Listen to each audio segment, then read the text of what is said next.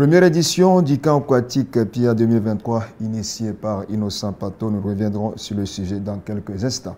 Activité marquant le cinquantenaire de l'Association des jeunes sportifs du Togo AGST et la célébration de la journée de la femme africaine.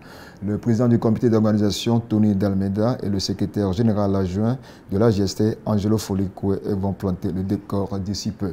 Le championnat national de gymnastique vécu le week-end dernier, le président de la fédération nous fera le bilan. Édition 2023 du tournoi ATC, le président promoteur Milek Agbokou nous en dira davantage.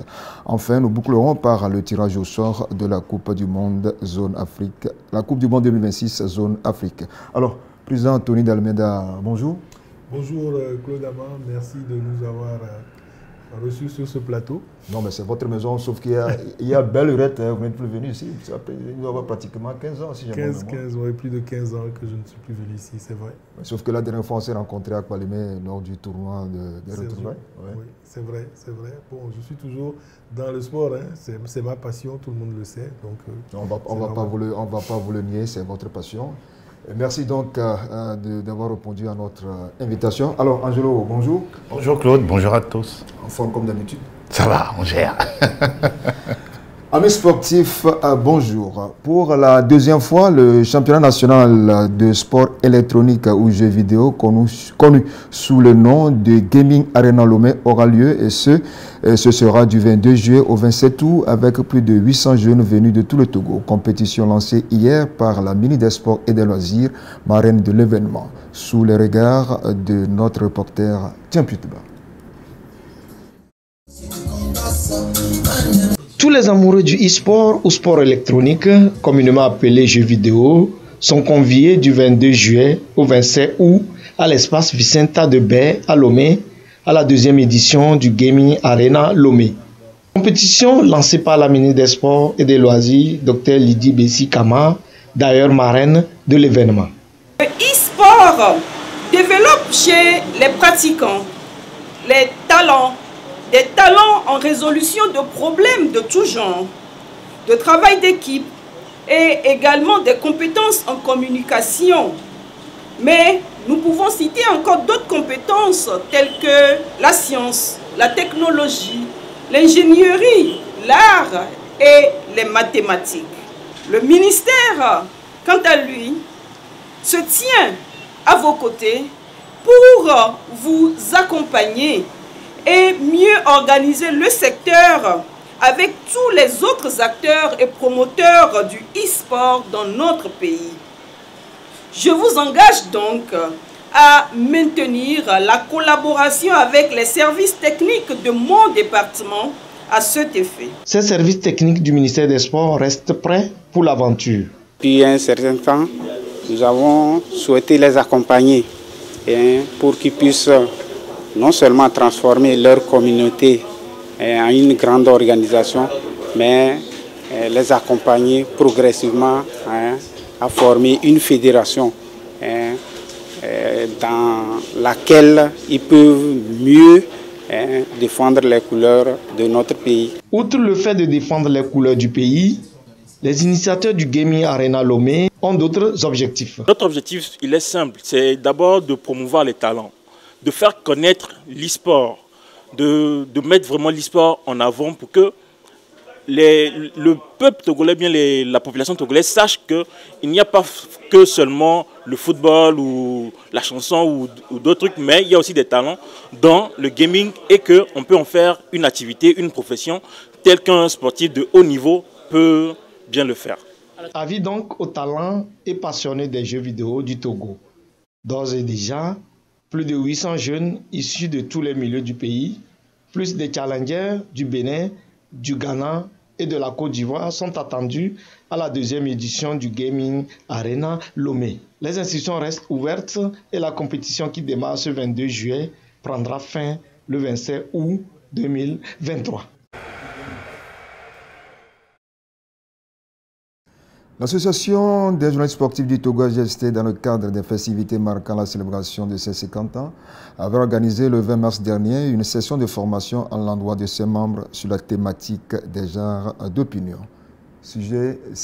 Reportage signé Sonia Ameniko. Compte rendu Résumés et reportages le plus souvent, mais très peu de billets, voire d'éditoriaux. C'est ce à quoi se résume le contenu de la presse sportive et audiovisuelle au Togo. D'où le besoin d'orienter davantage la production vers les genres journalistiques d'opinion.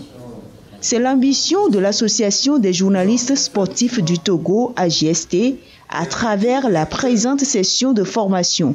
Ceci pour permettre à ses membres de comprendre et de s'approprier ce genre dans le but de diversifier leur production. Parler de médias d'opinion, c'est dire ce que tel journal pense de ce fait. Et ce n'est pas facile. Parce que quand on le laisse ce domaine à des journalistes qui ne sont pas formés, le journaliste viendrait dire, excusez-moi le terme, n'importe quoi, et il risque d'entraîner avec lui le jugement de ceux qui le lisent, ou de ceux qui l'écoutent, ou de ceux qui le regardent. Donc, il est très impérieux de maîtriser ce métier. Nous pensons que les débats que nous faisons d'habitude, c'est un peu redondant. Il faut revoir aujourd'hui comment faire les billets, la chronique, l'éditorial, pour vraiment donner une autre dimension davantage à notre métier.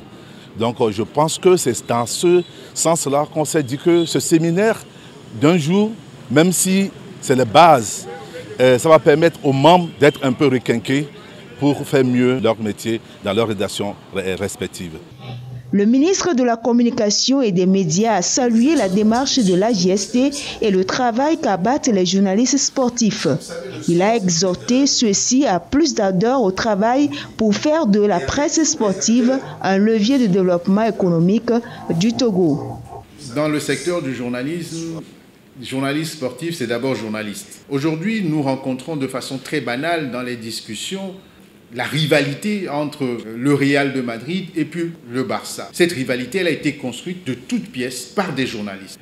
Et parce qu'elle a été construite de toutes pièces par des journalistes, elle constitue un fonds de commerce qui génère de la richesse. Donc, le journaliste sportif est un élément décisif pour la construction de l'économie du sport.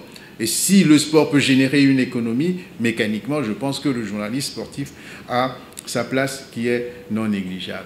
Nous, en ce qui nous concerne, au ministère de la Communication, je pense que le ministère des Sports est dans la même logique, notre disponibilité pour continuer à accompagner les acteurs et à faire en sorte qu'au final, ce soit notre pays qui en sorte vainqueur. Cette formation s'inscrit dans la dynamique des festivités marquant la célébration du jubilé d'or de l'AJST qui s'étend sur toute l'année. Alors, Angelo, c'était tout juste le sujet pour planter le décor. Comment se porte notre association aujourd'hui? Alors, on est toujours face à des défis de gauche à droite. Aujourd'hui, les membres sont toujours à pied d'œuvre en ce qui concerne leurs activités respectives au niveau des différentes rédactions. Dans son ensemble, la GST se porte bien et on est toujours engagé à faire des activités histoire d'apporter un plus à tout ce qu'on fait déjà comme travail et surtout, non seulement avoir de l'impact, mais beaucoup plus de la visibilité. Voilà pourquoi, dans le cadre du cinquantenaire, on a une série d'activités dont on vient de voir... pratiquement sur toute l'année. Toute l'année, jusqu'à la fin du mois de décembre. Le reportage qui est passé tout à l'heure, c'était récemment à la Chambre du commerce et d'industrie du Togo. On a salué la présence des uns et des autres, tout le travail qui a été fait par le comité d'organisation, représenté ici par son président que je salue, avec l'ensemble de ses collaborateurs qui sont engagés à faire de cette association une association de renom. N'oublions pas qu'elle nous a été léguée par nos anciens et je pense qu'aujourd'hui... Par nos doyens. Voilà, si vous voulez, nos doyens. Et nous avons l'obligation, l'impérieux devoir de continuer. Pérenniser cette tradition. Absolument, absolument. Alors, monsieur Tony Dalmeda, bon, vous avez une double casquette, si je peux le dire ainsi, membre de cette association et président du comité d'organisation. Alors, dans la foulée des festivités, il est prévu un colloque international.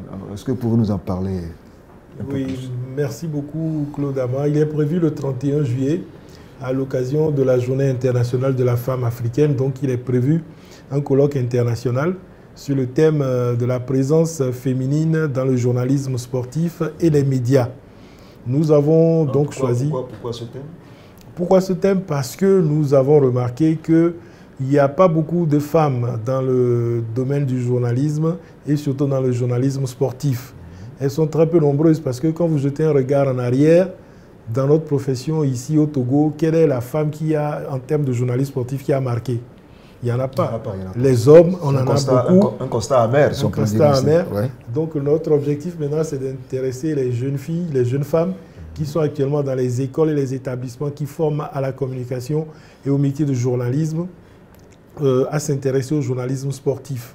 C'est pour ça que nous avons fait un colloque, nous avons choisi de faire un colloque international et que nous l'avons placé sur le 31 juillet à l'occasion de la Journée internationale de la femme. Et nous avons des consoeurs qui viendront du Sénégal, de la Côte d'Ivoire, de la RDC, du Bénin à côté, pour venir faire des témoignages, qui sont des consoeurs connus de la part du monde entier, qui sont sur le plan continental et même mondial. Ça, ouais. Il y a la Sénégalaise, par exemple, qui a été l'une des 2 seules femmes qui ont été team manager officer de la Fédération sénégalaise de football.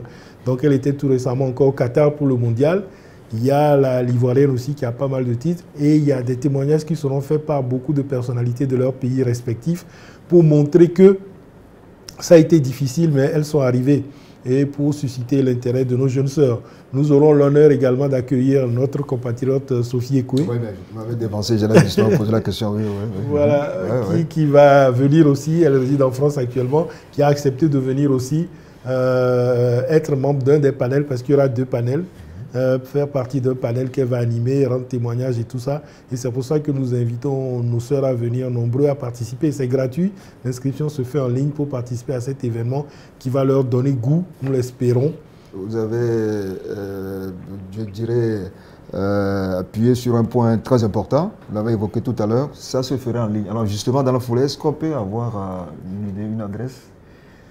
Ah oui, ben, je crois qu'il faut... C'est une adresse qui est en ligne, il faudra la donner après, on ne l'a pas fait. D'ici lundi, on l'aura pour pouvoir partager ça. Alors, Monsieur le Président, comment avez-vous réussi à convaincre donc, ces consoeurs pour venir assister à ce colloque international? Oui, disons que c'est un travail de longue haleine puisque dans la profession, nous avons l'occasion de nous rencontrer un peu partout lors des compétitions auxquelles nous participons. Et ça a été des relations professionnelles qui se sont tissées entre nos différents médias et également au plan des relations professionnelles aussi, parce que quand les autres aussi viennent au Togo, on les accueille bien. Vous savez que le Togo est un pays d'accueil. On se met en 4 au niveau de la JST pour les accueillir, leur faciliter leur séjour au Togo dans le cadre des événements qu'ils viennent couvrir. Donc c'est comme ça que nous avons pu tisser des relations entre ces consoeurs-là, leurs médias et nous aussi, ce qui leur a permis de venir. Tout le monde était content de venir au Togo parce que le Togo est une destination que tout le monde aime bien, dans laquelle tout le monde aime bien se rendre. Alors, vous vous attendez à quel type d'impact au sein de la corporation, tant féminine que masculine? Ben, nous attendons que beaucoup plus de femmes viennent au journalisme. Et surtout que c'est la journée internationale de la femme. Ouais. Parce que, par exemple, je ne vais pas dévoiler les secrets, peut-être que c'est l'ESG qui va le dire, la JST va faire un quiz au cours de ce colloque et le premier prix, c'est une formation de 6 semaines au journalisme sportif en ligne auprès d'un établissement français et qui donne droit à 6 ECTS universitaires. Si vous finissez cette formation, vous avez 6 crédits qui pourra vous aider dans votre cursus universitaire. Il y a un deuxième prix aussi qui est une formation également en ligne de 2 jours à la sécurité des systèmes d'information. Et puis le troisième prix, c'est une dizaine de stages auprès des médias partenaires. Donc tout ça pour intéresser les jeunes femmes. Et on espère qu'à l'issue de ça, quand on fera le bilan, les associations de journalistes ou bien dans vos médias, ici par exemple à la TVT, vous aurez beaucoup de gens qui vont vous appeler pour dire qu'on veut venir faire un stage chez vous, par exemple. On en a vraiment besoin. Voilà. Alors Angelo, bon, le président du comité, le grand frère Tony, a vendu la mèche. Alors au niveau des récompenses, qu'est-ce qui est prévu pour justement motiver nos consoeurs à s'intéresser plus davantage à ce métier? Alors, je pense que ce que le président du comité d'organisation a relevé reste comme tel. Et on ne va pas du tout y toucher. Il n'a pas vendu la mèche, mais il est allé vite en On sait également que pour ce genre d'activité, le plus important d'abord, c'est de connaître, d'abord de découvrir et de connaître les tenants des aboutissants d'un métier comme le journalisme sportif. Maintenant, au-delà de ça, il y a également une singularité, c'est que le comité d'organisation a pris soin, avec l'apport bien sûr du bureau exécutif de la GST, à toucher les différents établissements qu'on a sur le terrain, les grandes écoles que l'on a, voilà, les écoles de gestion, d'informatique et tout ce qu'on a comme école. On s'est approché justement de ces responsables, on a discuté, on a déposé le projet sur la table qui a tout de suite recueilli l'assentiment des uns et des autres, parce que là, la cible première, ce sont les filles ou les jeunes, bien les étudiantes, rien qu'elles. C'est vrai, on peut avoir quelques étudiants, mais on veut beaucoup plus miser sur la gente féminine. C'est ça qui est le plus important, pour qu'elles sachent que si ces guests ou ces invités, entre guillemets, spéciales, sont arrivés à pouvoir réussir dans le journalisme sportif. Elles aussi, elles peuvent le faire. Ce sont des références et elles aussi, elles peuvent le faire. Il y aura l'occasion également d'échanger du B2B avec ces personnalités, histoire de comprendre un peu les secrets, les difficultés qui entourent, je pourrais dire, ce magnifique métier qu'est le journalisme. Et en tout cas, nous, on s'attend déjà, pour nous, c'est déjà une réussite. Oui, c'est déjà une réussite. Le fait même d'organiser ce colloque, justement le 31, et rappeler également qu'on aura une conférence de presse pour annoncer l'événement le 26 prochain au siège de la GST à Agbalépé-Dogan, et à partir de là, les uns et les autres seront encore beaucoup plus informés en ce qui concerne le contenu de cette journée spéciale. Alors, Président, disons que le cinquantenaire est lancé. Alors, par rapport à ce colloque, où, quand et comment avoir accès à la salle réservée pour l'événement? Oui, je ne sais pas si on a le droit de faire de la pub à la télévision. C'est dans un hôtel de la place. Oui, ok. C'est bien dit. C'est dans un hôtel de la place. Bah, peut-être qu'à la conférence de presse. Oui, ça on va le dire. À la conférence de presse le 26. Donc, voilà, l'endroit sera dévoilé, mais pour le moment, c'est un hôtel de la place dans la ville de Lomé. Et pour y accéder, comme je l'ai dit, c'est en ligne. Hein. On a un lien qui vous envoie sur un formulaire. Vous déclinez votre identité à remplir et puis à la fin, si toutes les informations que vous donnez sont validées, votre inscription est validée. Donc, le nombre de places est limité par rapport à la capacité de la salle. Donc, il faut vite s'inscrire pour pouvoir avoir une place assise. Parce qu'on ne veut pas qu'il y ait des bousculades et tout ça. Parce que nous avons quand même l'espoir de faire présider par les autorités. C'est quand même un hôtel pas des moindres. Oui, c'est un hôtel pas des moindres. Alors, Président, bon, dans la foulée, est-ce qu'il y a d'autres activités qui sont prévues par rapport au cinquantenaire? Oui, il y a beaucoup d'activités qui sont prévues. C'est une question de moyens, bien évidemment. Parmi ces activités, il y a l'apothéose. On sait que vous êtes un costaud, c'est pourquoi on vous a fait confiance. Bon, ça va aller, Oui, ça se voit. Quand vous voyez l'image, ça se voit que je suis un costaud à l'image. Il n'y a pas de non, l'image traduit la personnalité. Bon, aussi. Bon, il y a l'activité qui est déjà passée. Nous avons prévu également un tournoi de beach volley qui doit se faire à Aného, un tournoi de beach handball aussi, un tournoi cycliste qui doit se faire aussi à Aného ou à Tapamé, on est en train de voir. Il y a la nuit des arts martiaux qui va se faire aussi. Et puis au programme, l'apothéose, c'est la nuit du mérite sportif, qui est la dernière grosse activité que nous espérons trouver les moyens d'organiser, de réaliser. Comme c'est étendu, il y aura au moins une activité tous les 2 mois jusqu'à la fin de l'année. Alors Angelo, qu'est-ce qu'on a à dire par rapport à tout ce que le président du comité d'organisation vient de dévoiler? Aujourd'hui, ce qui est magnifique à relever, c'est que la GST regorge... On a besoin d'être accompagné, hein? Ça c'est clair. Oui, naturellement. Naturellement, on a pris soin de s'approcher des partenaires, des personnes ressources, volontaires également. Qui bougent quand même, non? Oui. Ça va, mais ça peut être encore mieux. Bon. Le 31, c'est encore bientôt, donc nous sommes toujours ouverts. L'horizon ne s'assombrit pas plus. Pas du tout, pas du tout. Il y a des éclaircies qui mais on attend les bras ouverts pour accueillir toutes ces bonnes volontés. Si.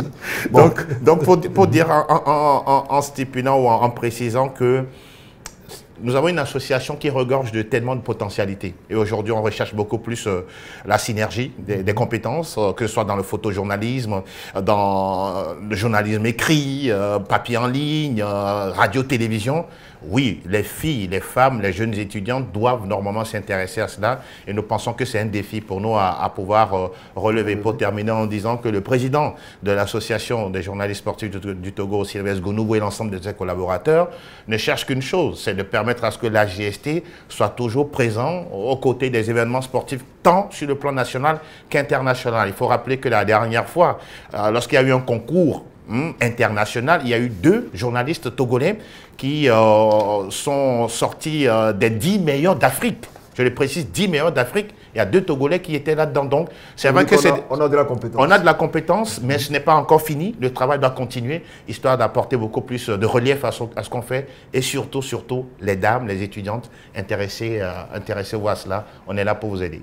Alors, Président, bon, sûrement que vous avez quelque chose à dire pour clôturer cette page. Oui, ça fait plaisir de revoir les studios de la TVT. Non, vous restez, vous pouvez parler du cinquantenaire du colloque international. Sinon, vous restez un peu avec nous, on va parler un peu basket avant que vous ne partiez. Ouais. Oui, pour le cinquantenaire, voilà, je lance encore un appel aux partenaires qui nous ont suivis, qui n'étaient peut-être pas encore au courant, que c'est un projet de ce cinquantenaire-là, c'est un projet qui est gratifiant, c'est un projet qui est intéressant et c'est un défi à réaliser parce que je pense que de mémoire de journaliste, un tel colloque ne s'est pas encore fait dans le domaine du journalisme au Togo. C'est une première qu'il faut qu'on se mette ensemble pour réussir puisqu'il y a des confrères et des consoeurs qui vont venir de l'étranger. Il faut qu'on sache que les compétences, on en a au Togo et on peut, si on veut.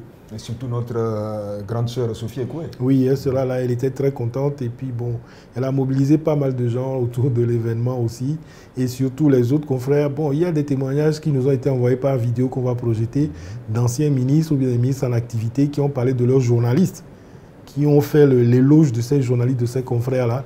Je crois que c'est une bonne chose que nos sœurs et nos consoeurs devront voir pour savoir que c'est possible, quoi.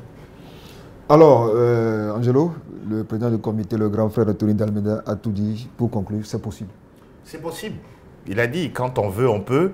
Aujourd'hui, nous sommes, on pourra dire, un grenier de talents. Il suffit juste de se mettre ensemble, d'échanger, de pouvoir mettre ensemble les idées, et tout petit à petit, avec les partenaires que l'on a à côté. On tient également d'abord à leur dire un grand merci d'avoir fait confiance à la GST et de se positionner sur les différents événements de cette association qui a été créée depuis le 1er mars 1973, de continuer toujours à rester derrière nous et nous aussi à notre niveau, nous aurons, on pourra dire, cette obligation-là de respecter notre cahier de charge et surtout de donner du relief à ce qu'on fait dans le journalisme sportif au Togo. Et surtout, encore une fois, merci également à vous et à la télévision togolaise. C'est notre boulot, il n'y a pas de souci pour ça. Donc rendez-vous le 26 pour la conférence de presse et le 31 pour l'événement. À quelle heure la conférence? 16h. 16h. Ok, c'est bien noté. Alors parlons maintenant basketball avec la fin du camp dénommé Allez Hop Africa qui s'est donc achevé jeudi dernier. Nous écoutons la présidente de la FNB Togo, un formateur puis une bénéficiaire. C'est satisfaisant parce que, au fait, comme je le dis, le plus souvent, nous n'avons pas besoin forcément d'avoir des joueurs d'élite dans ce groupe, mais d'avoir des acteurs qui puissent accompagner le basketball dans les années à venir. Nous avons vu des enfants, par exemple, qui sont timides au départ, et nous avons beaucoup plus aguerris à la fin. Et aujourd'hui, nous avons voulu terminer par des matchs, genre compétition. Et ces matchs nous ont permis de nous rendre compte de la réalité de ce qui s'est passé au cours de ce camp. On les a vus plus motivés, on les a vus plus techniques, on les a vus beaucoup plus fins dans ce qu'ils avaient au départ lorsqu'ils sont arrivés. Ce qui nous a un peu surpris, c'est cet amalgame qui se fait sans distinction entre les filles et les garçons. On a constaté qu'à la fin, ils sont beaucoup plus aptes, ils s'acceptent beaucoup plus. Durant les 4 jours, j'ai appris qu'il faut avoir l'esprit d'équipe, jouer avec tout le monde. Et aussi, à partir des débats, j'ai appris qu'il faut être équitable ou bien on a les mêmes droits que les garçons et que notre place n'est pas seulement la cuisine. Nous avons remarqué depuis plusieurs décennies qu'il y a moins de jeunes filles dans le sport. Quand vous voyez au niveau du championnat senior déjà, nous n'avons que quelques équipes de femmes, alors qu'au niveau des hommes, on a plusieurs équipes. Donc nous voulons refaire revenir quand même ces jeunes filles-là à la pratique de ce sport. Après le camp, j'aimerais mettre en pratique tout ce qu'on m'a dit, que ce soit sur le plan sportif ou sur le plan dans la vie. Quoi, dans la vie. Alors, Angelo, vous étiez de l'autre côté de la dernière fois. Alors, en dehors de tout ce que la présidente et différents sponsors viennent de dire, qu'est-ce qu'on peut retenir de ce camp? C'est une réussite d'abord quand on considère le nombre de filles, puisque sur cette activité, l'angle le plus recherché, c'est d'avoir le maximum de filles. Et ce camp s'est déroulé à Lomé et à Kpalimé. Décidément, tout tourne autour des filles ces derniers temps. Bon, je pense que c'est une coïncidence. Hein, donc, mais au niveau de la FNB Togo, le constat il est clair. On a beaucoup plus de clubs masculins que de clubs féminins, même dans le championnat de la Ligue. Et d'autres clubs à l'intérieur, on a beaucoup plus de clubs, voilà, des hommes, mais les filles sont complètement délaissées. Donc, à un moment donné, il faut arriver à arrêter un peu cette forme de stigmatisation, de discrimination et de donner de la matière aux jeunes filles. La dernière fois, on a vu des jeunes filles qui étaient tellement enthousiastes et qui étaient également très ouvertes à parler au micro des journalistes. Elles ont appris beaucoup de choses, les b.a.-ba du basketball, les fondamentaux, mais surtout, les aspects sur l'équité genre.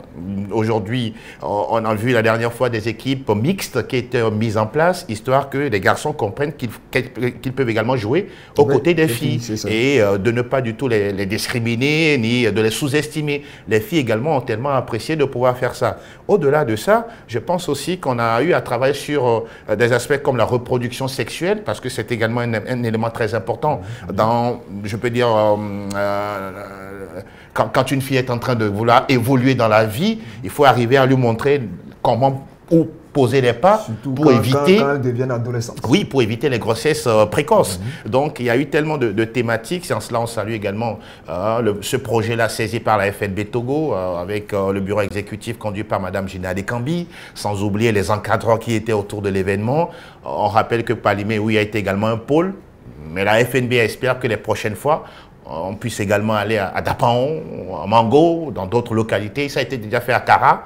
Mais cette année, beaucoup plus l'accent mis sur les filles. C'est un pas en avant. Ce n'est pas fini. Il faut encore continuer parce que ces filles-là, il faut également les suivre, les encadrer. Justement. Et pourquoi pas... Il ne suffit pas de les détecter. Pas du tout. Et crescendo, les intégrer dans les différents clubs. Pour terminer en disant ceci, elles ne sont pas toutes appelées à devenir des basketteuses professionnelles, même si beaucoup en rêvent. Mais elles peuvent devenir des managers, des directeurs sportifs, tout ce que vous voulez autour, parce que après tout, le basket, c'est un grand ensemble. Hein. Il n'y a pas que le jeu sur le terrain. Oui, alors, M. Tony Dalméda, bon, je le disais tantôt, hein, vous avez, je ne dirais pas une double, mais une triple casquette, si on peut le dire ainsi. Hein, journaliste, président du comité d'organisation du cinquantenaire, ancien président de la Fédération togolaise de basket. Alors, bon, ok, vous avez quand même écrit hein, votre nom dans la fédération, ça on ne peut pas le nier. Alors, votre appréciation sur ce camp? Mais disons que tout ce qui concerne les jeunes, à la base, la détection, c'est toujours de très très bonnes actions. Et il ne faut pas seulement poser ce premier pas, il faut encadrer, planifier et très tôt détecter les meilleurs, qui ont les meilleurs potentiels et leur donner le moyen d'exprimer ces potentiels-là et les mettre sur la voie de l'excellence.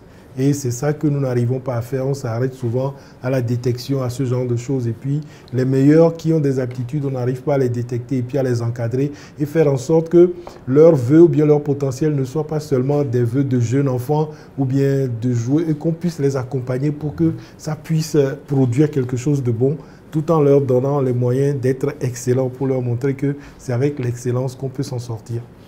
Très bien dit. Alors, Angelo, en dehors de ce camp au niveau de la fédération, qu'est-ce qui est prévu? Alors, sûrement qu'il y a des activités aujourd'hui. Oui, au niveau de la Ligue, on a le match 2 des finales, dames et garçons. On sait très bien que lors du match 1, c'est Swallows hein, qui a pris le dessus sur l'étoile filante. Et là, le match 2, les filles de Swallows... Du président Anthony. Okay. Les filles de Swallows sont très, très motivées à plier l'affaire tout de suite lors du match 2. C'est tout à l'heure à 16h. Et à 18h, ce sera le tour des garçons. Le match 1, c'est l'étoile filante qui a, au bout de la prolongation, pris le dessus sur l'équipe de la Modèle. Et là, on a vu la dernière fois Jonathan Dobrousse qui promet égaliser et aller au match 3. Ça reste l'activité de la Ligue. Il y a une remontade en et bon, voilà, c'est ce qu'il a promis de faire. N'oublions pas qu'il y a également un camp qui va se préparer, mais c'est beaucoup plus avec le responsable des sélections au niveau de la FNB Togo, Omar Salou, qui voilà, prépare un camp avec des coachs américains qui seront là à partir de lundi sur le site du centre sportif Swallows. Tout ceci, encore une fois, comme un ajout à ce que fait déjà la FNB, histoire non seulement de détecter, mais surtout de pouvoir faire des rêves, de la réalité, des rêves des jeunes basketteurs. Alors Angelo, tu as beaucoup parlé basket aujourd'hui, c'est bon. Alors Président, peut-être quelque chose à dire pour conclure sur le basketball. Bon, sur le basketball, après un long moment d'inactivité, je crois que les activités ont repris avec les différents championnats dans toutes les catégories, jusqu'au final dans la Ligue de Lomé Golf. Et le championnat national, c'est pour bientôt. C'est un premier pas. Et il faut continuer à soutenir cette fédération-là, comme toutes les fédérations d'ailleurs, qui ont besoin d'être soutenues pour que les jeunes talents qui pratiquent ces différents sports-là se sentent de moins en moins des délaissés pour compte. Parce que quand vous les approchez, tous disent que oh, vous ne connaissez que le foot, nous, personne ne nous connaît. Et ça, quand on entend ça plusieurs fois, ça fait mal. Ça fait mal. C'est des jeunes Togolais aussi qui ont besoin que leur chance leur soit donnée. Et je pense qu'il y a des actions qui se font dans ce sens-là. Il faut encourager les autorités à faire encore plus pour que tous se sentent avoir les mêmes chances pour réussir dans le sport. Merci, Président. Vous allez rester encore moins 5 minutes avec nous pour clôturer. Alors, cap donc sur Pia où s'est achevée samedi la première édition du camp aquatique, une initiative de Innocent Pato, en collaboration avec la Fédération togolaise de natation de sauvetage et d'autres partenaires. Il s'agissait d'initier les jeunes à la pratique de la natation. Aflin Johnson.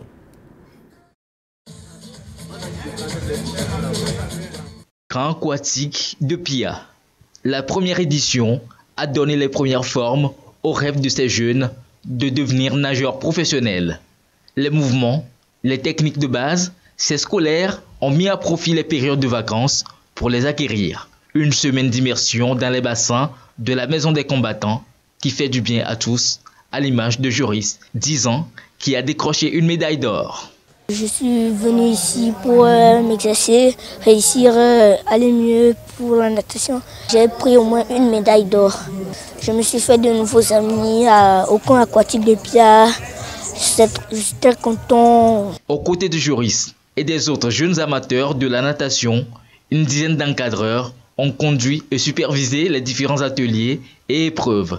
Des techniciens émerveillés par le niveau de progression des nageurs. J'ai vu des enfants qui, mardi, quand on est arrivé au test d'observation, ils ont fait une performance. Et tout de suite, dans les finales, j'ai vu des enfants qui ont amélioré cette performance de 1 voire 2 secondes chez certains.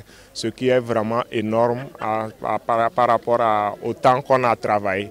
Ça veut dire qu'il y a beaucoup de potentiel chez ces enfants et que si on continue à les pousser, on pourra sortir des champions demain. Ce premier camp aquatique de Pia s'est avéré un terrain d'exploration et de détection des pépites. De prometteurs lendemains pour la natation au Togo, tel qu'ont pu le constater le promoteur Innocent Pato et la ministre des Sports et des Loisirs, Dr Lydie Bessikama. En une semaine, vous voyez la dynamique avec les enfants, vous voyez la symbiose. Et j'avoue que c'est quelque chose de très très positif. Vous voyez l'engouement au niveau des jeunes que nous avons avec nous. C'est de la satisfaction. Qui ose gagne. Les promoteurs de ce camp ont osé et ils ont gagné. Je leur tire mon chapeau, je les félicite pour cette détermination à apporter la natation dans la vie quotidienne de tous les enfants du Togo. L'investissement dans le capital humain fait partie donc de l'action gouvernementale. Et c'est à juste titre que je suis venue pour encourager les promoteurs. Parce que bâtir le Togolais de demain nécessite l'apport de tous. Et le sport est un vrai contributeur de cela. Par le truchement du premier camp aquatique de Pia, le Togo forge ses futurs champions en natation. L'excellence dans le travail est la clé des grandes victoires. Excellence, valeur que Marcel Toyi, journaliste spécialiste des thématiques éducatives, a exhorté ces jeunes à cultiver au quotidien. Alors, grand frère Tony Dalmeda, vous l'avez si bien dit tout à l'heure par rapport au basketball, il faut aussi donner la chance à ces jeunes de pratiquer leur discipline et c'est ce que Innocent Pato a tenté de faire avec ses partenaires à Pia. Absolument, très bonne initiative, hein, surtout que l'on sait qu'on n'a pas beaucoup de piscines et puis les jeunes font de la natation mais juste pour le plaisir et la natation de compétition, il faut que ça commence aussi à apporter ses fruits puisque c'est une discipline olympique et quand on s'y met, je crois qu'on peut également avoir des talents. Il y a beaucoup de jeunes qui font la natation, mais juste pour le plaisir. Il faut quand même arriver à en faire une discipline sportive de compétition de haut niveau et que ces talents-là puissent être encouragés, suivis par la suite. Donc c'est en multipliant ce genre d'initiatives, ce genre de centre qu'on peut y arriver. Et je crois que ça se fait, l'initiative de M. Innocent Pato est à féliciter. Alors, Angelo, c'est quand même la première fois que certains petits jeunes ont mis pied dans la piscine. Ah oui, c'est formidable. C'est vraiment formidable.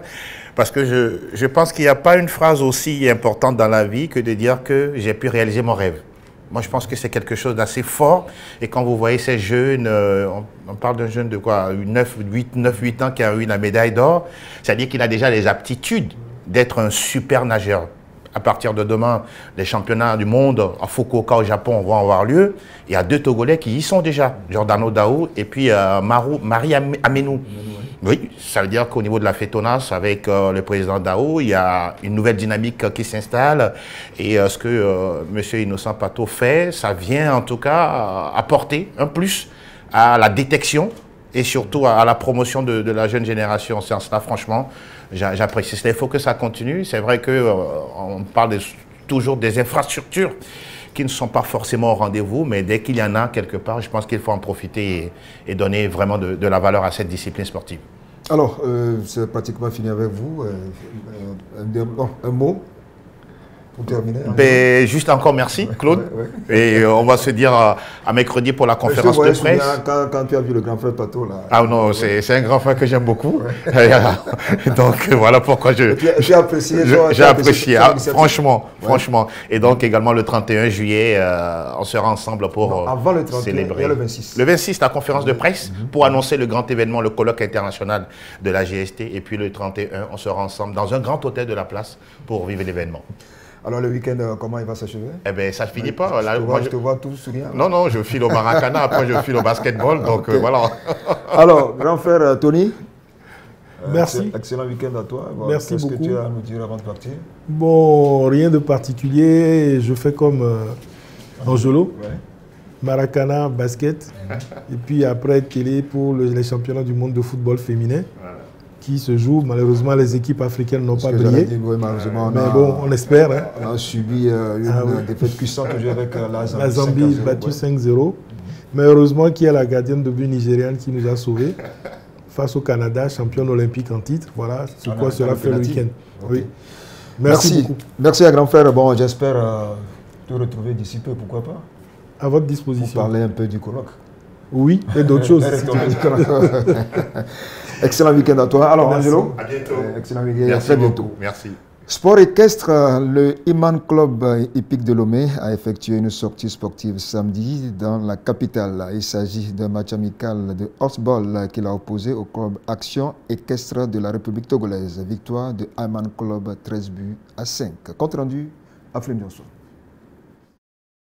Le Iman Club hippique de Lomé et ses chevaux n'ont pas chômé en ce 3e samedi de juillet 2023. Et pour cause, ils étaient attendus par leurs alter ego de l'association équestre de la République togolaise, AERT.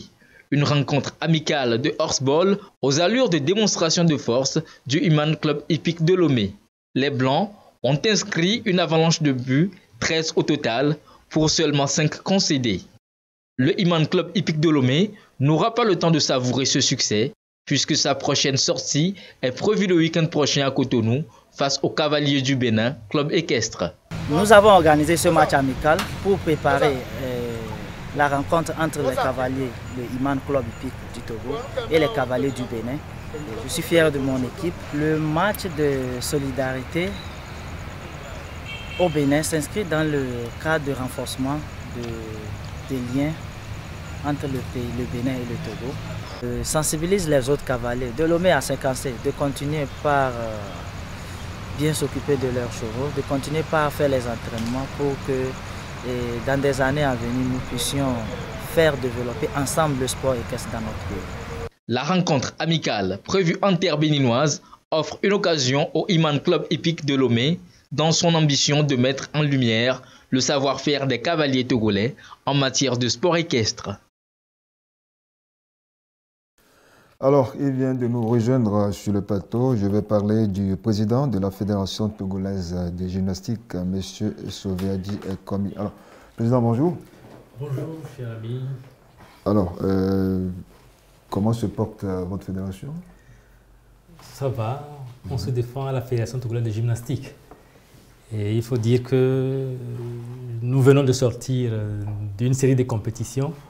Et c'est pour cette raison que je suis sur le plateau de la télévision togolaise pour partager ces activités avec les téléspectateurs. Alors, vous venez de le dire, vous avez eu à mener un certain nombre d'activités, sûrement à l'intérieur du pays. Alors, parlons-nous-en, il s'agit de quoi exactement?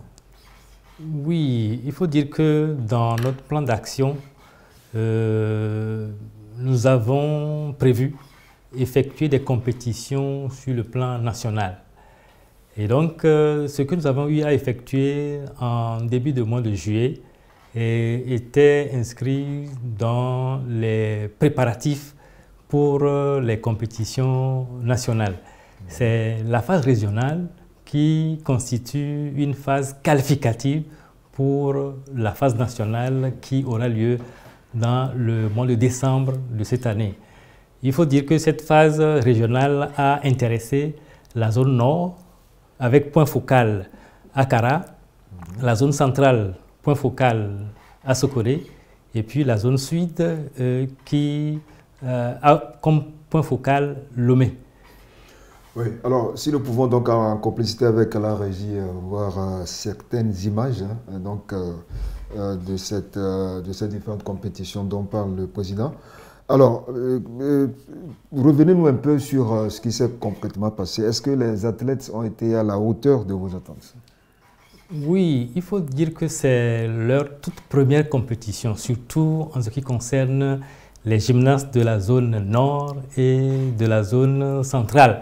C'est leur toute première compétition et c'est à l'issue de 5 mois d'entraînement.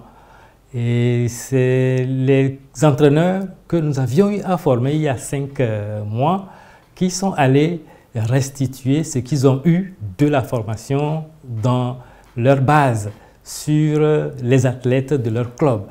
Et donc, pendant 5 mois, ces entraîneurs-là ont occupé ces gymnastes qui ont presté en début de mois de juin à Kara le 1er juillet et à Sokoré le 5 juillet. Et par rapport à leur niveau, je peux dire que c'est un niveau acceptable dans la mesure où, je l'ai dit tantôt, c'est leur premier essai et ce qu'ils ont eu à produire et constitue une très bonne chose. Une très bonne chose par rapport à leur niveau. C'est une très bonne chose dans la mesure où, à l'issue de 5 mois d'activité, ce qu'ils ont produit, c'est à féliciter. Et nous avons identifié de très bons gymnastes qui vont nous démontrer de merveilleuses choses à la phase nationale. Alors, la phase nationale qui aura lieu en décembre. En décembre. Alors, vous avez parlé aussi peut-être, vous avez parlé d'un athlète togolais évoluant à l'étranger. De qui s'agit-il exactement? Tout à fait. Il faut dire que c'est en 2018 que nous avons vu le jour, mais dans notre jeune âge, nous avons réussi à identifier à l'extérieur du pays une gymnaste qui exerce dans la gymnastique rythmique. Et donc, c'est avec cette gymnaste-là que nous avions C'est quoi la gymnastique rythmique? C'est des formes d'éléments gymniques accompagné d'une musique. L'athlète est obligé à réaliser un enchaînement accompagné de musique sur un praticable. C'est ce qu'on appelle la gymnastique rythmique. Elle est réservée spécialement aux dames et nous ne pratiquons pas encore ça ici au Togo. Oui. Par contre, dans les pays d'Europe où nous avons repéré notre gymnaste, en France, cette discipline est très bien développée. Et donc, c'est avec cette gymnaste-là que nous avions eu à effectuer une compétition en début de mois de mai à l'île Maurice. C'est le deuxième championnat d'Afrique junior de la gymnastique rythmique. Bon, jusque-là, on n'a pas présenté comment elle s'appelle et quel rang elle a occupé justement à l'île Maurice. Elle a occupé le 3e rang, médaille de bronze à l'épreuve du cerceau. En gymnastique rythmique, il y a également 4 épreuves. Les ballons, le cerceau, massue et puis le ruban. Et donc, elle a eu à compétir dans ces épreuves-là. Et heureusement pour nous, nous avons réussi à obtenir la médaille de bronze au cerceau avec cette gymnaste-là. Et tout récemment, elle était en Roumanie pour le championnat du monde de la gymnastique de sa catégorie. Et là, il faut dire que nous avons rencontré de grandes filles là-bas et nous ne sommes pas derniers quand même, mais nous avons également occupé une place non loin des premiers pays qui font cette gymnastique-là. Vous voyez comment elle s'appelle? Majoli Mathilde. Majoli Mathilde. Voilà. Alors, sûrement que vous avez d'autres activités en vue avant la phase nationale. Tout à fait. Et lorsque nous avons réussi à réaliser les 3 compétitions à Kara, à Sokoré et à Lomé, nous avons identifié certains gymnastes à qui nous allons proposer un camp en début d'août. Ça va commencer le 7 et va finir le 12 août à Lomé ici, appuyé par un expert venant de l'Algérie et subventionné par la Fédération internationale de gymnastique pour nous aider à constituer une équipe nationale en attendant de voir ce qu'on peut faire également en décembre pour la phase nationale. Alors, M. Soveadi, vous avez pratiquement tout dit. Bon, il ne reste que la conclusion. Vous avez un message à l'endroit des téléspectateurs. Tout à fait. Et la gymnastique n'est pas encore connue. Néanmoins, lorsque nous parcourons un peu les coins de rue, surtout aux alentours de nos établissements, nous identifions des élèves qui s'essaient à cette discipline-là. Et très souvent, nous qui sommes les parents, nous pensons que c'est une discipline sportive dangereuse. Or que les parents sont plus ou moins réticents. Tout à fait. C'est ça.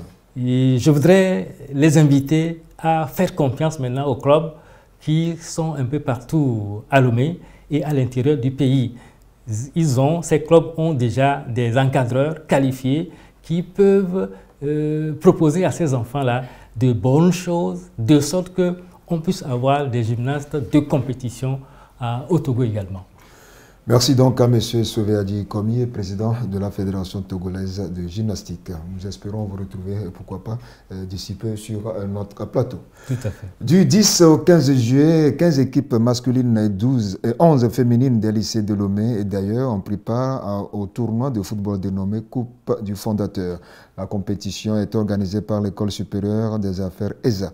Le lycée d'État dans la catégorie filles et Avedi et Lavagno du côté des garçons en sont les vainqueurs. Compte rendu à Flemionson. Le lycée de Kweli d'État et le complexe scolaire Parayama ont été les 2 équipes féminines les plus en vue durant les différentes phases de la Coupe du Fondateur, compétition qui porte la signature de l'École supérieure des affaires. La finale qui a donc opposé les joueuses d'Adeta à maillot vert citron à celle du CS Parayama a tourné à l'avantage de celle du Grand Cloto, 1-0. Je suis très contente d'avoir une équipe pareille qui aujourd'hui a démontré sa valeur. On a eu beaucoup de mal à marquer ce but. Les garçons en étaient également à la finale.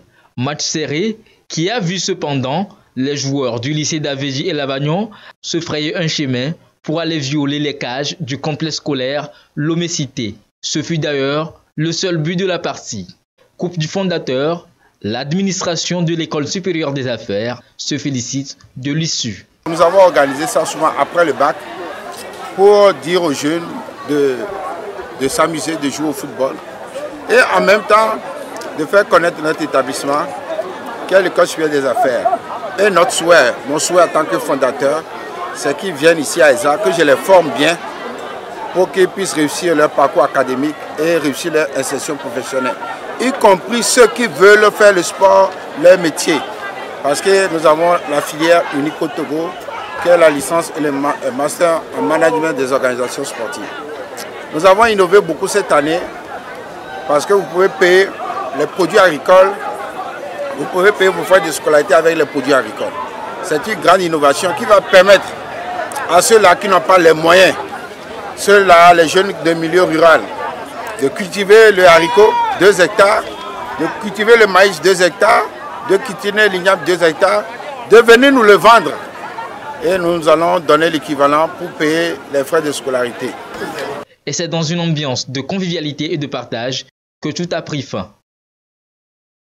Alors, parlons tournoi ATC 2023. Milek Agbokou, le président de l'association, est là pour éclairer nos lanternes. Alors, président, bonjour. Bonjour Claude, bonjour à tous les téléspectateurs qui nous suivent en ce moment. Alors, le tournoi ATC revient cette année. Dites-nous un peu pourquoi cette édition. Oui, tournoi ATC 2023, c'est une édition qui regroupe assez de jeunes autour d'un concept de football. ATC veut forcément occuper ces jeunes pendant les vacances. C'est devenu une tradition dans le Grand Cloto. C'est la 7e édition que nous organisons un tel événement. Mais pour ce chiffre 7, c'est un chiffre sacré, même dans la Bible, dans le Coran, même dans le couvent des Vaudous. Le chiffre 7 est sacré. Pour cela, nous voulons faire les choses spécialement. C'est pour cela que, à part ces équipes qui ont l'habitude de compétir, nous sommes passés à la vitesse supérieure. Cette année, nous sommes allés jusqu'à 24 équipes. 24 équipes issues de 5 préfectures, à savoir la préfecture de Golfe, la préfecture de Cloto, la préfecture d'Agou, de Dagny et de Kpélé. Donc, le tirage au sort, nous l'avions effectué samedi dernier. En prélude à ce tirage, il y avait une cérémonie de reboisement, puisque dans la politique du chef de l'État, le chef de l'État estime planter 1 milliard d'arbres d'ici 2030. Et là, Afrique Tête de Culture l'a vite compris et saisit l'opportunité pour pouvoir accompagner la dynamique de la politique verte au Togo. Et donc, nous organisons... Non, le reboisement a eu lieu où? Le reboisement a eu lieu à Kpimé-Voumé, dans la commune Cloto 2. Oui, la mairie qui nous a donné un espace, grand espace où nous avions pu mis au sol plus de 500 plants. 700 plants. Plus de 500 plants. Ça fait la 2e fois que nous réitérons donc cet exploit. Nous pensons continuer sur cette dynamique pour retrouver tout le Grand Cloto, une région verte. Je le dis que... Non, plus verte puisqu'elle est déjà verte. Tout à fait. Prenant donc les jeunes, nous sommes convaincus que nous devons former la jeunesse, nous devons l'éduquer, nous devons l'instruire et permettre à cette jeunesse de s'épanouir. Et autour du ballon rond, le seul ballon qui roule à travers 22 acteurs peut former la jeunesse. C'est ce que nous avions compris. Surtout en cette période de vacances. Tout à fait. Puisque si vous n'occupez pas la jeunesse sera dans la rue. Et quand on parle de la rue, vous devez comprendre que cette jeunesse va se donner à des vies de voyoucratie, de délinquance juvénile, etc.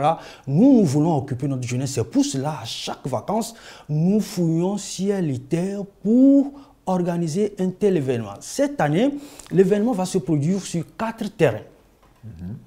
Il y aura un terrain à Padapé, dans le Fiokpo, un terrain à Kouimouvoumé dans la commune Cloto 2, un terrain à Agouniogbo dans la préfecture d'Agou et l'autre terrain à Kpélé-Tikor dans la préfecture de Kpélé. Vous comprenez que c'est tout le Grand Cloto qui sera en ébullition. Et c'est à partir du 29 juillet, le samedi prochain, à Kpadapé. Kpadapé sera donc... Pourquoi le coup d'envoi à Kpadapé? Pourquoi le coup d'envoi à Kpadapé? C'est un village comme les autres que nous avions choisi. C'est vrai que le siège, c'est plus précisément à Kpadapé. Tout a démarré dans le Fiokpo depuis 2015. Depuis 2015, nous avions commencé dans le Fiokpo et c'est à partir de Romé. Et juste après, nous avions... Puisque c'est la 7e édition, il faut retourner aux sources. Il faut retourner aux sources pour pouvoir mieux propager ce que nous faisons, pour que la source comprenne que depuis que nous leur avons quitté, nous continuons toujours ce projet. Et l'équipe qui vient de Lomé s'appelle Famille 5500. C'est une équipe qui est dans le district d'Agoué-Nivé, qui s'entraîne depuis, mais n'a pas eu l'audace. C'est une équipe invitée ou bien c'est par rapport au tirage au sort qu'elle se retrouve là-bas? Nous lançons donc appel à candidature, quitte. Toutes les équipes peuvent arriver. Et il suffit de remplir les conditions. Tout à fait. Elle a saisi l'occasion et elle est arrivée. Donc, nous lançons un appel sportif et pathétique à tous les acteurs, dirigeants comme acteurs, que pour ATC, le football, c'est la fête, c'est la joie. Nous les invitons à venir partager cette béatitude, cette ataraxie avec nous. Puisque dans le Grand Cloto, pour le moment, nous n'avons plus cette fête traditionnelle, nous les jeunes, nous nous organisons autour du ballon rond pour la fête. Venez massivement découvrir les méandres du tourisme que regorge la région du Grand Cloto. Le plus haut sommet du Togo, c'est là-bas. Les cascades touristiques, c'est encore là-bas. Je m'en vais vous dire, par exemple, quand vous prenez la préfecture de Daï, c'est là-bas seul qu'on cultive la pomme de terre. La pomme de terre se cultive dans des régions tempérées. Et c'est une occasion pour lancer un appel à nos autorités de faire de cette culture une culture de rente. Ça va forcément donner du boulot à notre jeunesse parce que dans tout le Togo, même en Afrique occidentale, c'est dans la préfecture de Daï seul qu'on cultive la pomme de terre. On ne va plus importer la pomme de terre. On peut l'exploiter ici au Togo. Donc, venez massivement découvrir tous les aspects touristiques. Et juste après, vous profiterez pour regarder les matchs. Avant de repartir, nous remercions ici une minute avant les remerciements.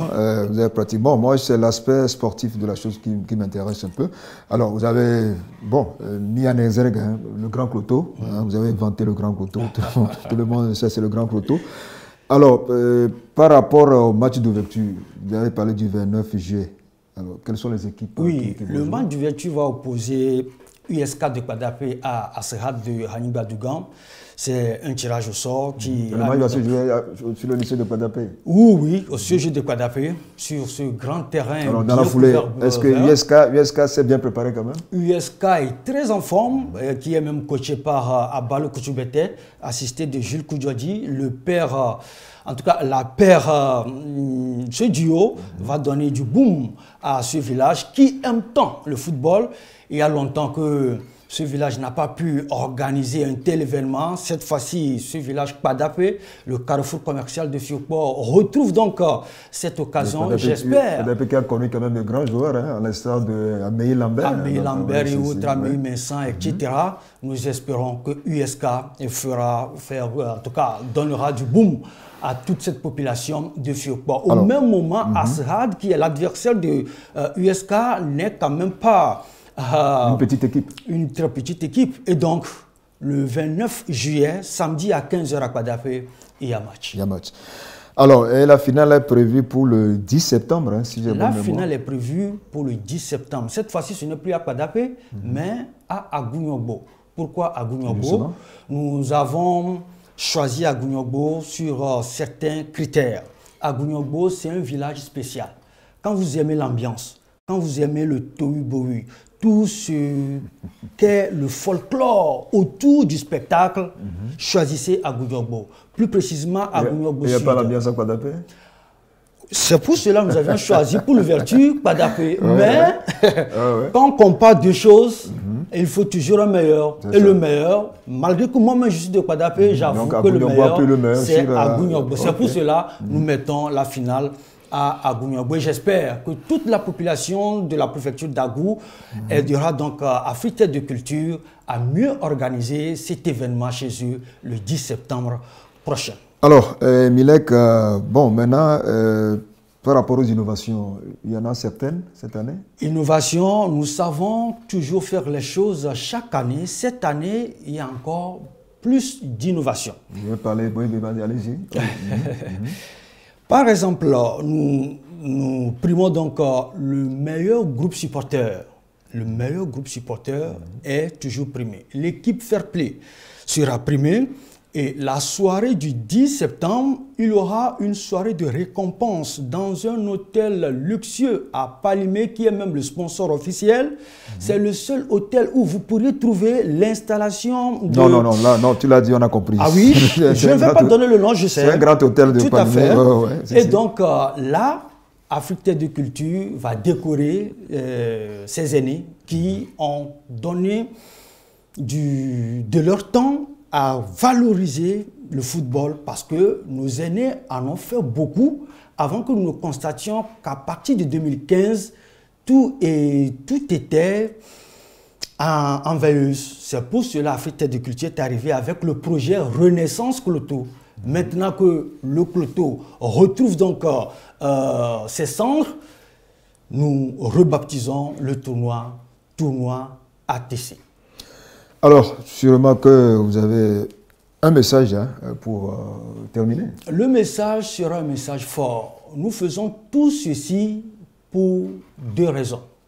Occuper la jeunesse, et secondo, détecter les talents. Nous sommes fiers de continuer toujours par organiser un tel projet, parce que la saison écoulée, je parle du football, il y avait des talents qui ont été recrutés dans les équipes de première et de deuxième division. En Détroit, n'en parlons même pas. Nous sommes même trop fiers d'avoir deux éléments dans l'équipe nationale locale. Ça voudrait dire que ce que nous faisons dans le Grand Cloto porte déjà ses fruits. Maintenant, notre appel va directement aux autorités, au chef de l'État. Palimé n'a plus un stade municipal. La jeunesse ne sait plus là où aller s'épanouir. Le seul terrain qui est là est devenu la propriété de Gomido de Palimé.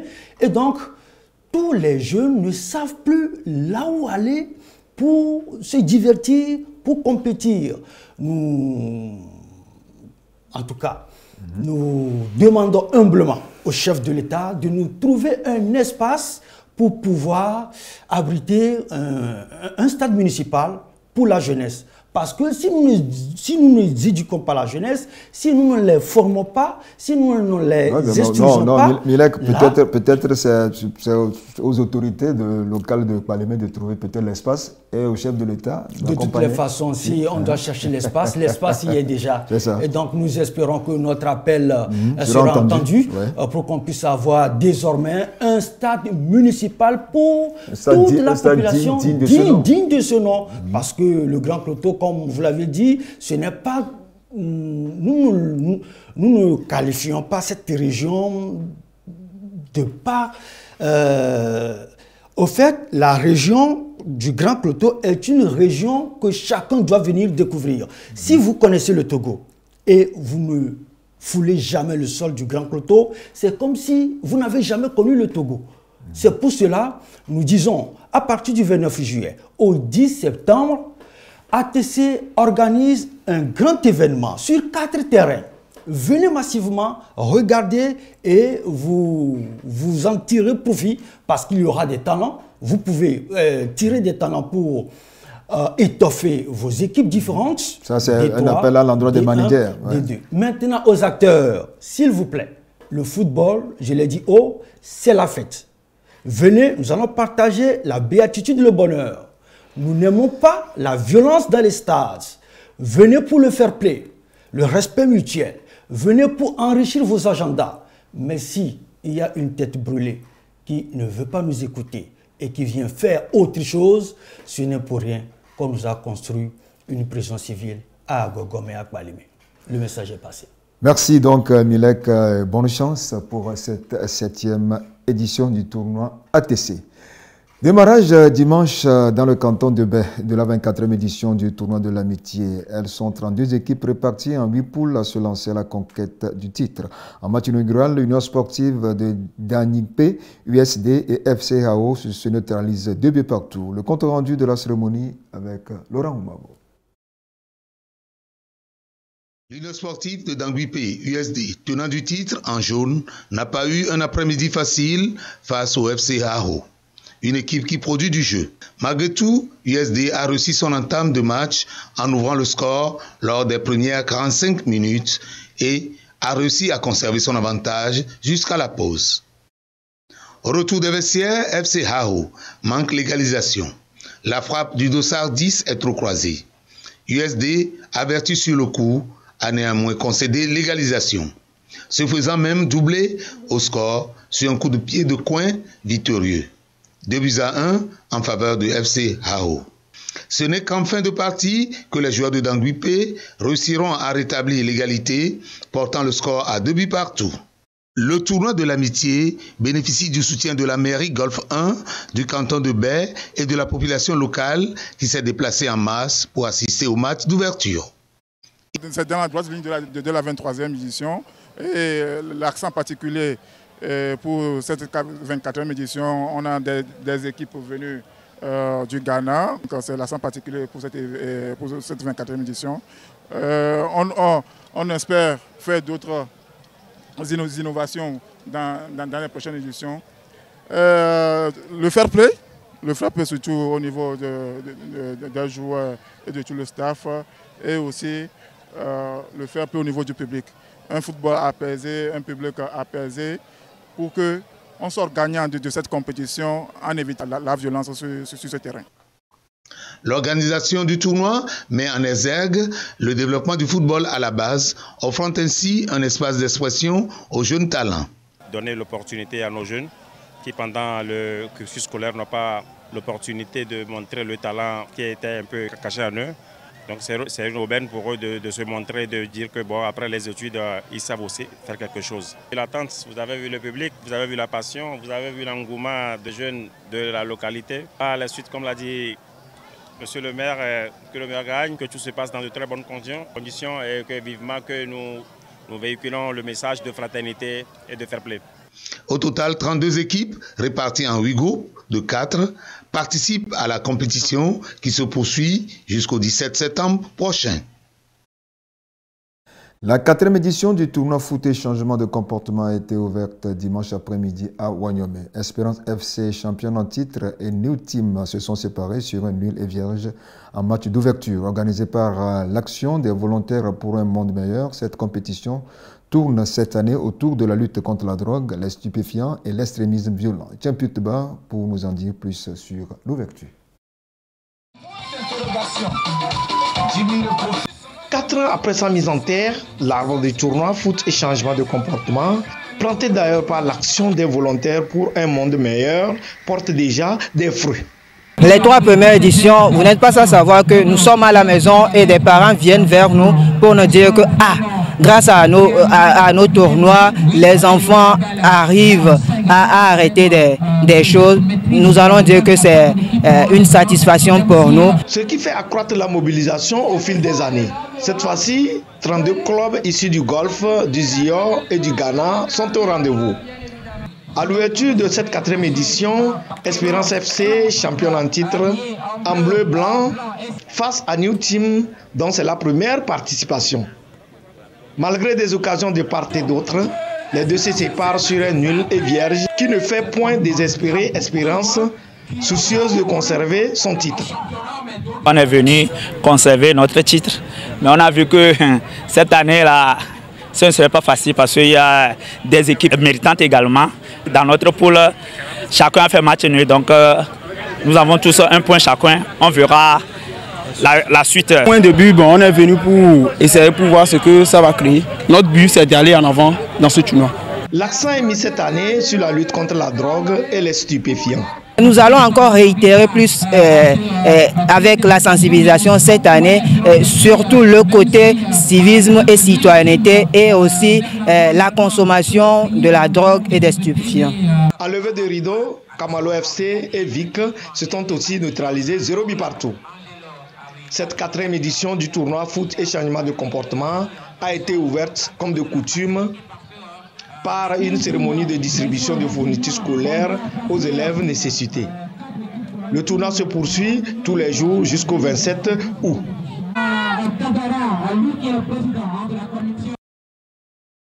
Connu la composition des différents groupes des qualifications pour la Coupe du Monde 2026 dans la zone Afrique.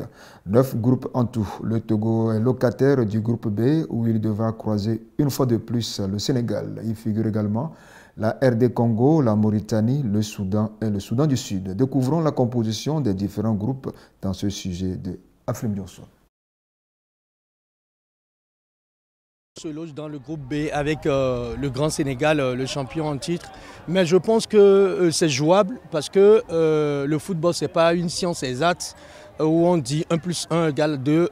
En 2006, si on se rappelle, le Togo avait joué, personne ne l'attendait à cette Coupe du Monde. On a créé la surprise, on est parti en damant le pion, même à ce même Sénégal, même si ce n'est plus les mêmes acteurs. Mais le football étant ce qu'il est, je pense que si on s'y met à fond et que les acteurs, les premiers acteurs, c'est les joueurs sur le terrain, s'ils se donnent à fond, ils mouillent le maillot, le Togo peut sortir premier ou bien deuxième de cette poule. Moi, je pense qu'on ne pouvait pas avoir mieux que ce qu'on a. D'abord, le Togo qui était dans le chapeau 4. Notre position dans le groupe, c'était en tout cas celle qu'on a. Derrière nous, on a les 2 Soudans. Mais devant nous, on a la Mauritanie, on a la RD Congo et puis le champion d'Afrique qui est le Sénégal.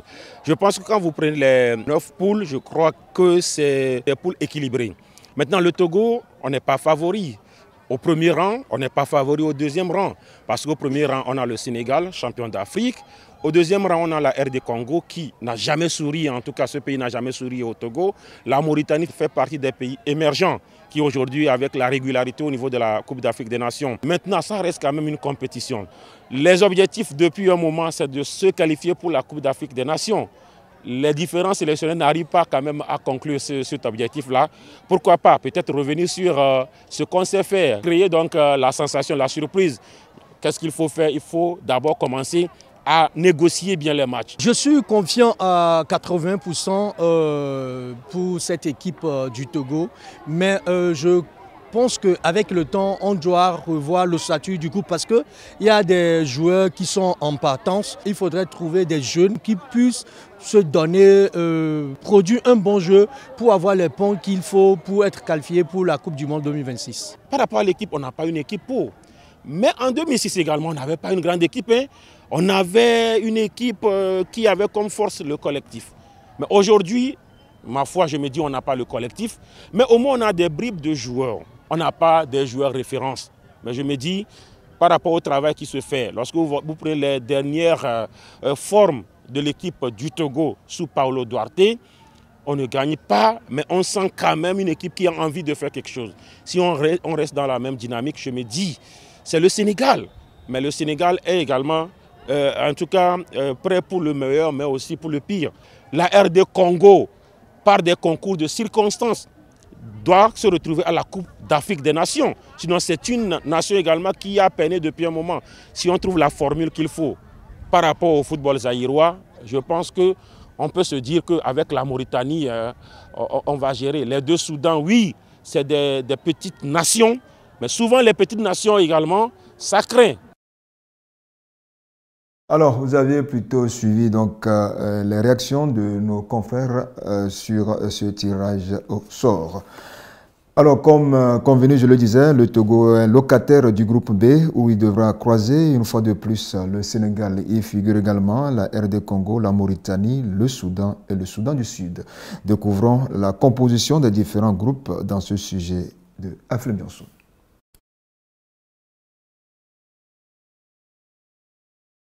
Le hasard du tirage au sort donne lieu à un face-à-face Togo-Sénégal dans le groupe B. Domination du Togo en 2005, revanche du Sénégal en 2021 retient l'histoire. Le troisième rendez-vous entre les deux pays sur le sentier menant à une Coupe du Monde va confronter deux destins opposés, des éperviers en mal de repère et absents de la Coupe d'Afrique des Nations depuis 3 éditions, à des Lions de la Teranga, champions d'Afrique en 2021, 8e de finaliste au Qatar et qui jusque-là feront certainement honneur à leur statut de géant du continent à la CAN 2023. Autre morceau coriace dans ce groupe, la République démocratique du Congo. Les léopards, éternelles bêtes noires des éperviers, sont à la recherche d'un souffle nouveau. Et qui sait, si l'envie des Congolais de s'offrir une place au banquet mondial du ballon rond ne fera pas de victimes. La Mauritanie, révélation ces dernières années en Afrique, et les frères rivaux du Soudan et du Soudan du Sud attendent également le Togo. Le Bénin, voisin du Togo, se retrouve dans un groupe C à fort accent anglophone.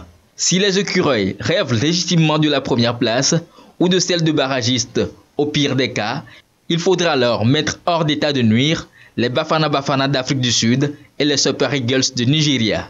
Tâche ardue pour les Béninois devant des habitués de la Coupe du Monde, auxquels il faut ajouter les sélections du Zimbabwe, du Rwanda et du Lesotho. La Guinée-Bissau, autre pays émergent du football africain, a le potentiel qu'il faut pour jouer les arbitres dans le duel entre le Burkina Faso et l'Égypte, les deux favoris du groupe A, où figurent également la Sierra Leone, l'Éthiopie et Djibouti.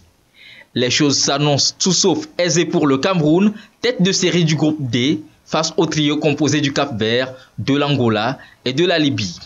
Les Swatini et l'île Maurice complètent le groupe du Cameroun. L'équipe du Ghana aura de mauvais souvenirs au moment de croiser les crampons avec son homologue des îles Comores dans le groupe I. Souvenir de la CAN 2021 et de la défaite des Ghanéens 2-3. Il n'y a pas que les Sélacantes sur la route des Black Stars. Il y a aussi et surtout les Aigles du Mali qui ont raté d'un cheveu le billet pour Qatar 2022 au profit des Aigles de Carthage de la Tunisie. Même si Madagascar n'a plus montré grand-chose après son quart de finale à la CAN 2019, les Barréas demeurent un client à prendre au sérieux dans ce groupe I. Pourquoi pas les petits poussés, centrafricains et tchadiens? Les Fennecs d'Algérie n'ont rien à craindre a priori dans le groupe G. Rien ou presque, puisqu'il y a néanmoins le Sili de Guinée, qui serait fier de faire le sale coup aux champions d'Afrique 2019 pour le leadership de ce groupe. Le quatuor que forment l'Ouganda, le Mozambique, le Botswana et la Somalie essaiera de jouer le troule-fête, voire plus. Les deux voisins maghrébins de l'Algérie, que sont le Maroc et la Tunisie, héritent d'adversaires à leur portée dans les groupes E et H.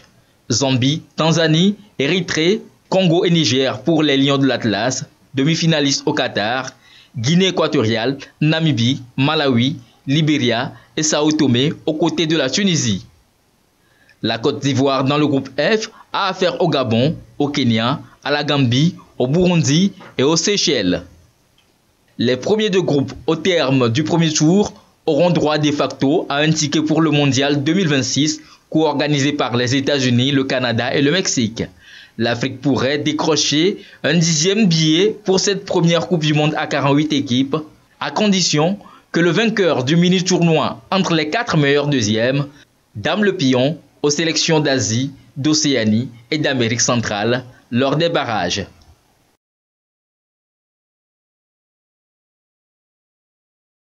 Démarrage de ces éliminatoires donc en novembre. Bouclons par le tournoi du mouvement de la jeunesse consciente à l'occasion de l'anniversaire du chef de l'État sur le terrain de Kagomé. C'était le 18 juin dernier. Nous écoutons le promoteur.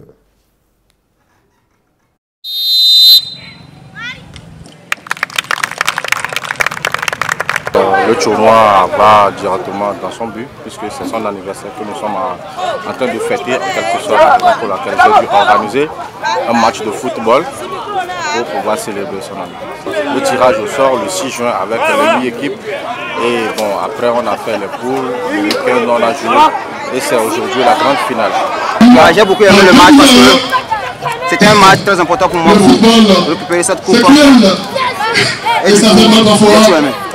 forcément faire quelque chose pour pouvoir donner un plus à la politique du président, à sa politique de paix et de développement et aussi de l'entrepreneuriat, surtout l'entrepreneuriat.